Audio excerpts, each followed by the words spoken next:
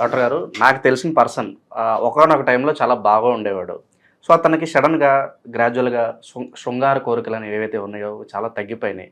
So, ఏం చేయాలో తెలీక అతను ఒక డాక్టర్‌ని సంప్రదించడం జరిగింది. సో, డాక్టర్ చెప్పారు, "మీకు బీపీ ఉంది కాబట్టి మీరేవో ఒక మీకు ఓన్‌గా మీరు టాబ్లెట్స్ వాడారు. సో, ఆ టాబ్లెట్స్ వాడడం వల్ల సైడ్ ఎఫెక్ట్స్ వచ్చాయి.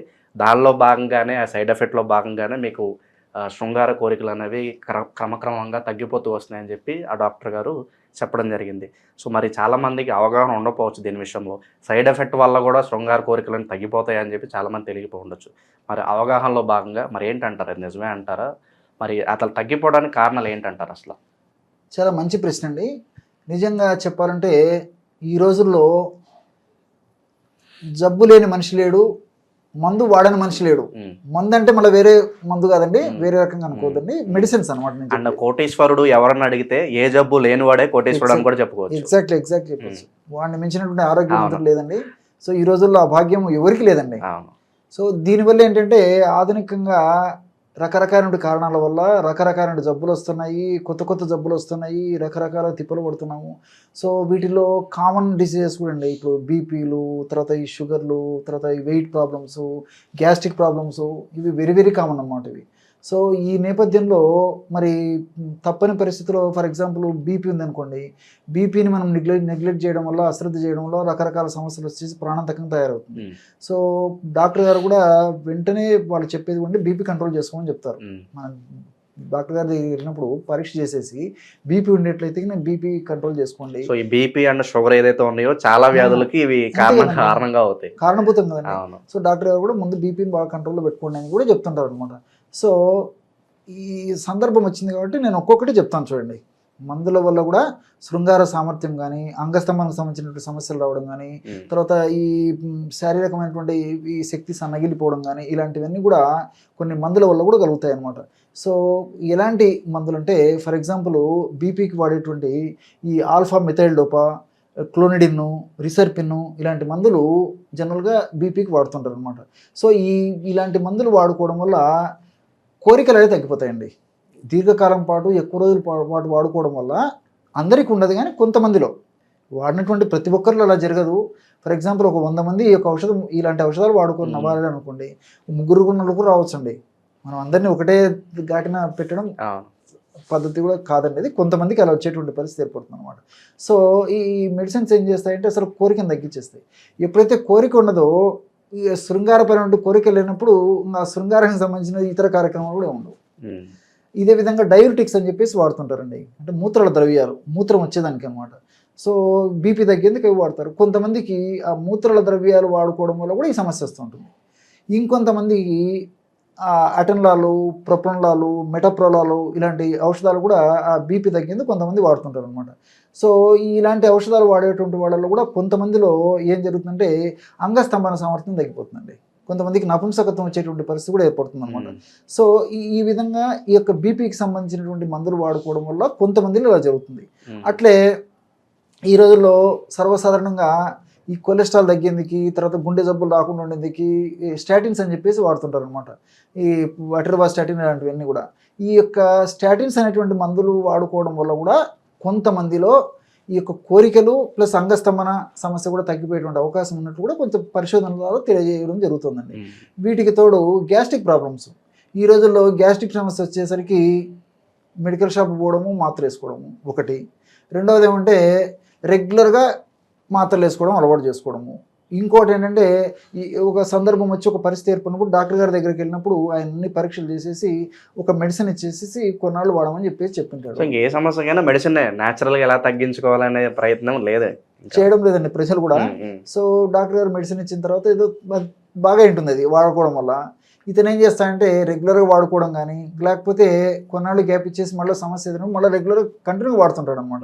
సో దీనివల్ల ఇప్పుడు ర్యాబిప్రోజోల్ కానీ, ర్యానిటిడిన్ హైడ్రోక్లోరైడ్ కానీ, ఎసమోప్రోజోల్ కానీ, పెంటాప్రోజోల్ కానీ, ఇలాంటి అనేక రకాలైనటువంటి ఔషధాలు గ్యాస్ట్రిక్ ట్రబుల్ సమస్యకు సంబంధించి విచ్చలవిడిగా మార్కెట్లో రాజ్యం వెళ్తున్నాయి.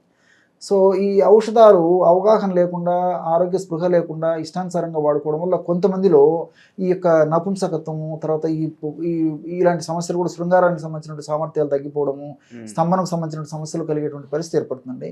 వీటికి తోడు ఈ కడుపు నొప్పికి సంబంధించినటువంటి ఉదర నొప్పి, కడుపు భాగం ఏదైనా నొప్పిన ఇలాంటి సందర్భాల్లో యాంటీస్పాస్మోటిక్స్ అని చెప్పేసి వాడుతుంటారు అనమాట.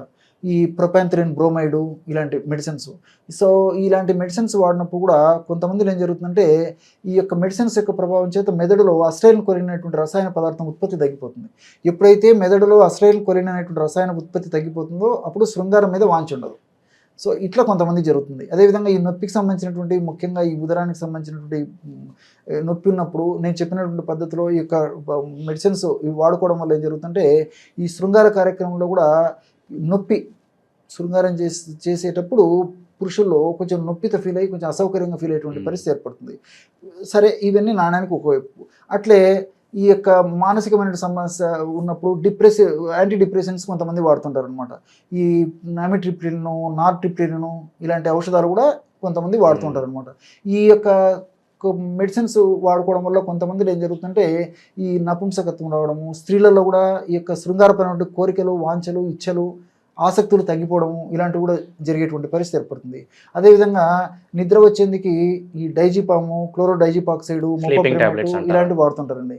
సో ఇవి కూడా ఏంటంటే కొంతమందిలో, అందరికీ రాకపోవచ్చు, కొంతమందిలో ఇలాంటి ట్యాబ్లెట్స్ వాడుకోవడం వల్ల కూడా ఈ యొక్క రతికి సంబంధించినటువంటి, శృంగారానికి సంబంధించినటువంటి సమస్యలు ఎదురయ్యేటువంటి పరిస్థితి ఏర్పడుతుంటుంది. ఈ విధంగా మానసిక వ్యాధులకు వాడేటువంటి ఔషధాల వల్ల ఈ యొక్క శృంగారపరమైన సమస్యలు వస్తుంటాయి. అదేవిధంగా ఈ మధ్యకాలంలో ఈ ప్రోస్టేట్కి సంబంధించినటువంటి, ముఖ్యంగా ప్రోస్టేట్ క్యాన్సర్ సమస్యలు, ఇది మగవాళ్ళలో వచ్చేటువంటి సమస్యలు ఎక్కువ అవుతున్నాయి అనమాట. ఈ ప్రోస్టేట్ క్యాన్సర్కి సంబంధించినటువంటి సమస్యలు వచ్చినప్పుడు మందులు వాడుకున్నప్పుడు కొంతమందిలో ఈ రతి సామర్థ్యం, శృంగార సామర్థ్యము, తర్వాత కోరికల విషయంలో కానీ, స్తంభన విషయంలో కానీ ఆసక్తికరంగా, తృప్తికరంగా లేకపోవడం కూడా జరుగుతుంది అండి. అట్లే కొన్ని రకాలైనటువంటి జబ్బులకి, అలర్జీ సంబంధించినటువంటి జబ్బులకి యాంటీ హిస్టమిన్స్ అని వాడుతుంటారు.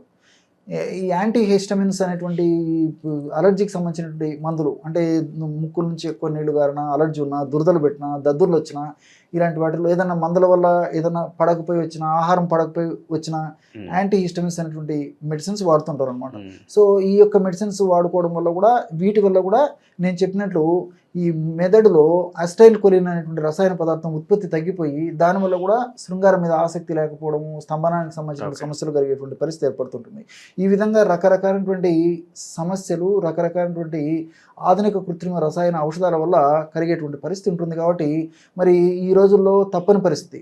సో ఇలాంటి సమస్యలు వచ్చినప్పుడు తప్పని పరిస్థితుల్లో మరి కొంతమంది వాడుతుండేటువంటి పరిస్థితి ఏర్పడుతుంది.